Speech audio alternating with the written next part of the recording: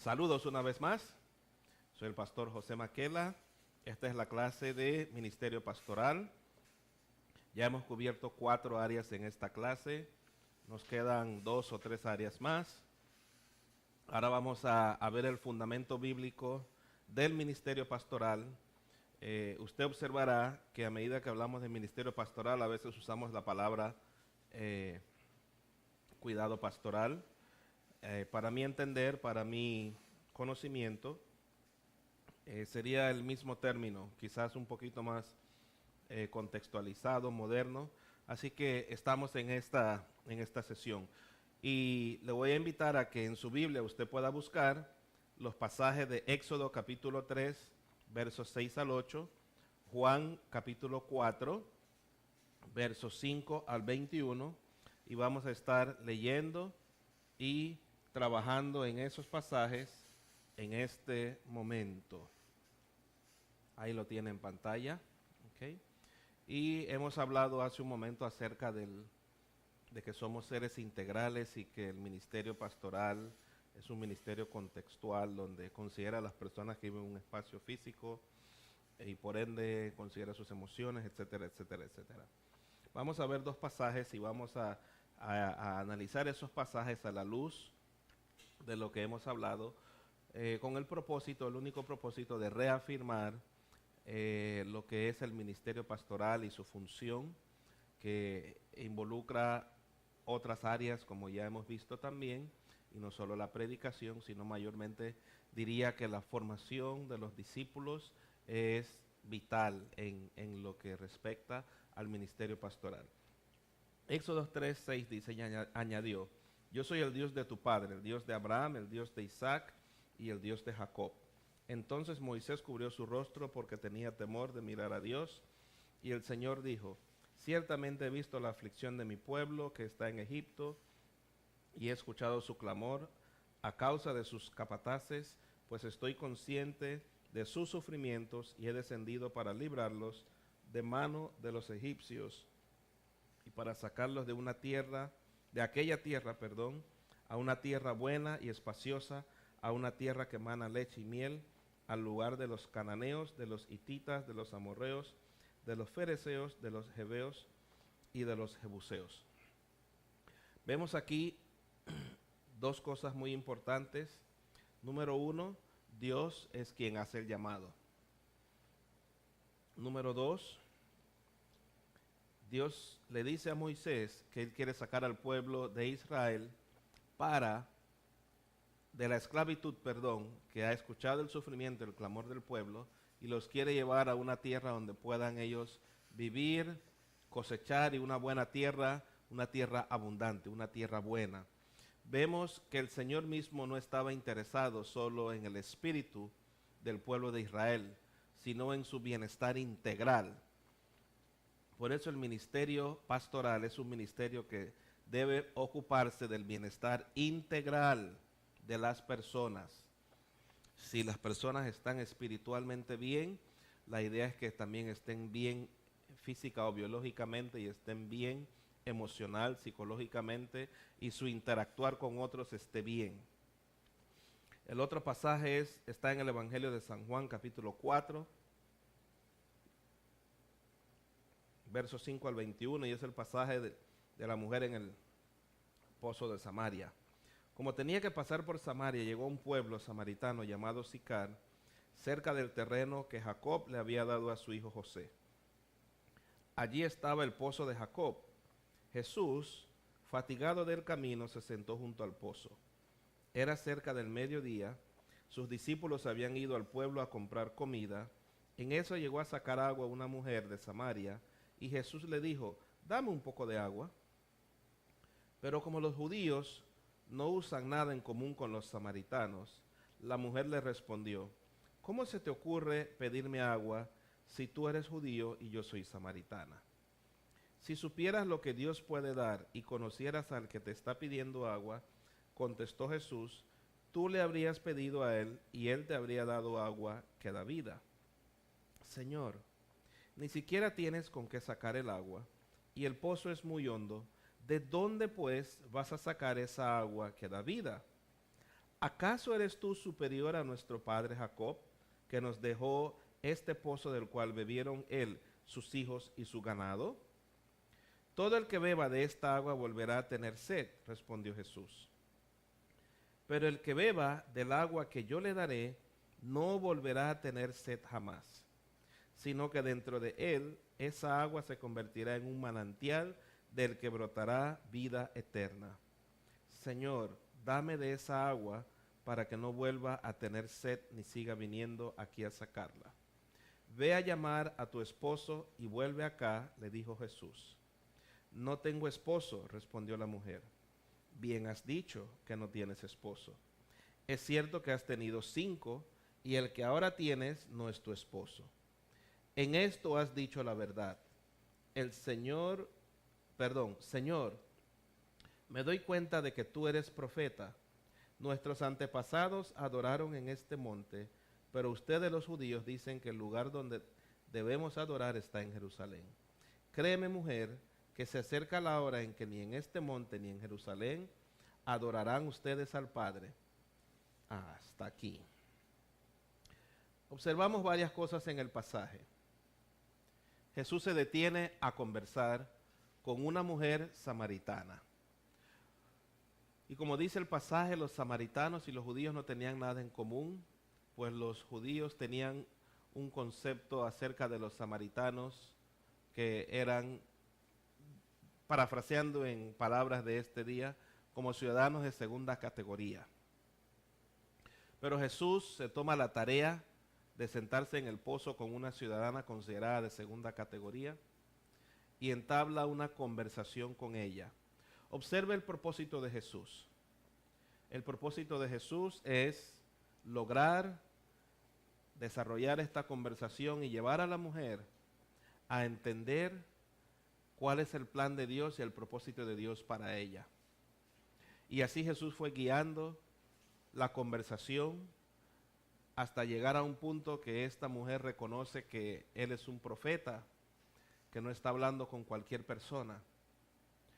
Y al final, si usted continúa leyendo la historia, esta mujer abre su corazón a Jesús. Es interesante lo que hace Jesús como el buen pastor. Jesús se preocupa por la mujer. Jesús se preocupa por su vida, conociendo Él, sabiendo Dios todas las cosas, pero Jesús le hizo preguntas para que ella también estuviera consciente de su realidad, de su verdad. Entonces, el ministerio pastoral, su teología o su concepción, su base bíblica, debe hacer lo que Jesús hizo. La mujer expresó lo que ellos creían. Jesús se lo permitió. Jesús no debatió con ella si era correctamente teológico o no. Jesús la escuchó y le dijo la verdad que está en la palabra. Entonces, eso es lo que se refiere a teología integral e inclusiva, práctica. Jesús la llevó a esta mujer samaritana a considerar lo que él estaba diciendo como la verdad de Dios, sin decirle o entrar en debate si era la verdad de Dios o no. Pero al final esta mujer se arrepiente. Así que él enseñó algo práctico, algo que en su cultura y en el conocimiento de su pueblo y de ellos no practicaban, o quizás habían perdido de vista. Lo interesante es que Jesús usó su conocimiento teológico de una manera en que él fue respetuoso con ella, de una manera en que ella se sintió libre para expresar sus opiniones, pero él enseñó la verdad del Padre. Así debe ser la labor en el ministerio pastoral. Muchas veces nosotros queremos confrontar a las personas. Hay veces que es necesario. En algunas ocasiones Jesús usó esa metodología, pero con la mayoría de las personas debemos recordar, las personas ya llegan a los pies de Cristo con algún bagaje teológico o conocimiento bíblico, dicho de otra forma, que de seguro no es correcto, pero no ganaremos nada en formar, en traer esa persona a los pies de Cristo y mucho menos formarla y capacitarla si lo que hacemos es chocar o debatir solamente con ellos. Hay que aprender a escuchar y entender que hay otras posturas, hay otras posiciones de las personas que no necesariamente van a ser las nuestras y debemos aprender a escuchar, ¿okay? Segundo, una buena teología practicada en el ministerio pastoral, una buena vivencia de la palabra nos debe llevar a practicarla dentro de un marco interdisciplinario. Lo que comentamos en la sesión 4 al finalizar, entender que la teología es amiga de la psicología, de la sociología, de la antropología, como otras ciencias que nos van a ayudar a que esas personas puedan desarrollarse y lograr la madurez y ser discípulos de Cristo de manera integral, sanos emocionalmente, firmes en su fe y su caminar, gente que no va a desmayar y que no va a echar para atrás. Lo otro es que una buena teología o interpretación teológica conlleva un equilibrio espiritual e intelectual entre la fe y las actividades cotidianas. O sea, estamos hablando de la praxis del creyente, que si uno mantiene una buena relación con el Señor, uno no solo se preocupa de la parte espiritual, sino que eso también va ligado a lo intelectual. El resultado debe ser un cristiano sólido, maduro, que interprete bien la palabra del Señor y que su vida diaria refleje la fe viva en Cristo Jesús. Eso es lo que buscamos en el ministerio pastoral. Por eso, pastores, una vez más les recalco, nosotros necesitamos preparación. Preparación es la clave para ejercer el ministerio pastoral correctamente.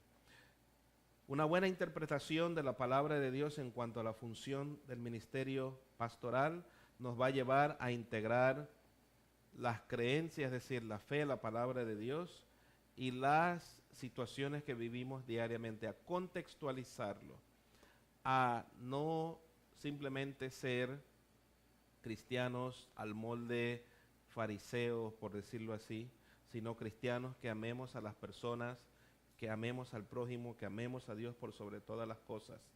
Entonces es muy relevante, es muy importante que nosotros tengamos una correcta interpretación de la palabra y de las verdades de Dios, porque éstas nos ayudarán en nuestra vida diaria, y si nosotros tenemos esa correcta interpretación, entonces podremos ayudar a otros también a tenerla. Por eso es relevante la formación, el tiempo con Dios, es relevante el cuidado de nuestro cuerpo, la preparación del intelecto, los ayunos, etcétera, etcétera, etcétera, etcétera, etcétera. Okay. Una manera de expresar los valores significativos y profundos de las personas. El cuidado pastoral se distingue de otras formas de cuidado por el uso apropiado de la teología. De eso es lo que hemos estado hablando. Que si usamos correctamente la teología, entonces las personas van a poder crecer y desarrollar pensamiento y desarrollar entendimiento en cuanto a la palabra de Dios. Debemos desarrollar lo que el señor Dorin llamó teología empática. Fue lo que hizo Jesús con esta mujer. Creó empatía. No le echó en cara sus principios, no le dijo, es una herejía lo que estás diciendo. Él la escuchó, creó empatía y estableció la relación, y ella al final aceptó al Señor. Fue muy sabio el Señor Jesús en su labor evangelística ese día. ¿Okay? Fundamentos teológicos del cuidado pastoral, lo que hemos estado hablando. La doctora Radillo dice, ninguna teología responsable ignora el contexto social ni tampoco surge de un vacío. Las expresiones y reflexiones teológicas nacen de las experiencias contextuales de los seres humanos y su interpretación en relación a Dios. Los valores y símbolos espirituales a los cuales se les asignan significado y la interpretación en relación comunitaria de lo que significa ser humano. ¿Okay? El ministerio pastoral debe desarrollar también una teología crítica. ¿Qué es una teología crítica? O mejor dicho, principios bíblicos críticos ante la vida, ante los hechos de la vida, para ayudar a las personas justamente a vivir como Dios quiere que vivan plenamente. Una teología crítica es la habilidad de reflexionar la importancia de los símbolos de fe de las personas que se sirven y la de uno o una propio o propia. Ok, vamos al pasaje de Juan. La mujer samaritana conocía por costumbre o por herencia intelectual transmitida que en ese lugar se adoraba a Dios. Jesús comprende que hay una necesidad en la mujer y en los samaritanos de adorar a Dios. Y sin importar si lo hacían por costumbre, por conocimiento, por la razón que fuese, Él entiende que ese lugar para ellos es importante. Pero más que eso, entiende que hay una necesidad de Dios. Y es lo que Él le ofrece a la mujer. No, hay veces en el ministerio pastoral debemos entender cómo las personas en su contexto se remiten o se relacionan a Dios, y hay elementos de eso que podemos usar para evangelizar, para discipular, para alcanzar, para corregir errores doctrinales. Entonces debemos ser muy sabios y no simplemente tachar cosas, decir, eso es malo porque es idolatría. Hay que saber dar razones a las personas para que entiendan. Porque si no, las personas muchas no van a entender, muchas no van a entrar a redil, algunos que están van a salir porque se van a sentir maltratados, violentados. Recuerdo, hoy día la cultura, las personas son diferentes a hace 2 o 3 siglos atrás. Hay demasiada información fluyendo, hay demasiada información por el internet, no necesariamente información buena, pero hay mucha información, la gente está llena de información, mas no saben cómo usar esa información y cuál es veraz o cuál no es veraz. Pero todo el mundo quiere información. Nosotros debemos ayudarles a discernir qué cosa es veraz, qué no es veraz, y darles parámetros, medidas, para que ellos puedan sopesar usando la palabra de Dios. Es una labor que tenemos que hacer formativa. Eso tiene que ver con la educación cristiana en nuestros templos, y requerimos hacer eso de manera urgente, desarrollar en ellos un pensamiento cristiano crítico ante las cosas que suceden diariamente en sus vidas. Segundo, debemos saber escuchar detenidamente, así como Jesús lo hizo. Hay que escuchar a las personas. Por ejemplo, preguntas que las personas se hacen, y aún los cristianos se lo hacen. ¿Es Dios un Dios de amor? ¿Un Dios de violencia? ¿Un Dios de enjuiciamiento o de juicio? ¿Un Dios perdonador? ¿Qué conceptos tienen las personas de Dios? Ahora piensa en su congregación. Quizá usted ha predicado, ha enseñado, ha hecho mucho en torno a esto, ha hablado acerca de los diferentes nombres de Dios, pero en realidad usted sabe, sus ovejas, qué concepto tienen de Dios. Algunos usted lo sabrá, otros no. Y usted quiere garantizar que cada uno tenga la información correcta para tener una experiencia con Dios, para llegar a conocer a Dios. Entonces es importante que usted como pastor, usted como líder, al igual que yo, le provea a ellos de los recursos, de las herramientas necesarias para que puedan formar esta teología crítica, para que puedan analizar y ser críticos a las cosas que hay en su entorno. Cuando surjan dudas, ellos puedan saber escudriñar la palabra de Dios y buscar en su tiempo con el Señor y encontrar y hallar esas respuestas relevantes a la vida diaria que ellos conllevan, que es estresante en este mundo, poder mantener su fe activa, poder ser testigos fieles y poder traer a otros a los pies de Cristo mediante su testimonio de vida, mediante la palabra, usados poderosamente por el Espíritu Santo. Una teología pastoral práctica va a desarrollar desarrolla un pensamiento crítico y práctico. Una teología pastoral práctica es una actividad ministerial que transforma, va a ayudar a las personas a pensar, a ser renovados de manera integral y contextual, es decir, en el momento, en el tiempo y espacio donde están, lo cual implica que la meta de esta teología es efectuar un cambio específico en la vida de las personas en sus contextos. Número 3, una teología pastoral práctica, es la teología práctica que incorpora todo tipo de expresión pastoral, bíblica, emocional y social. Es decir, usamos diferentes medios para que la palabra de Dios llegue a las personas en el contexto y el ámbito donde ellos circunviven o habitan. Es analítica y constructiva. Se ha de practicar entre un marco interdisciplinario, una vez más, y no solo es reflexión, sino, como dice Kleinbell, es hacer teología, debe ser práctica, no es solo la parte teórica, no es solo la parte de teología, de que voy a estudiar, no, es hacerlo, es vivirlo, es hacerlo real para que las personas puedan entender y ellos también saber cómo vivirlo. Hay algo que he descubierto a través de los años, estos últimos años sobre todo.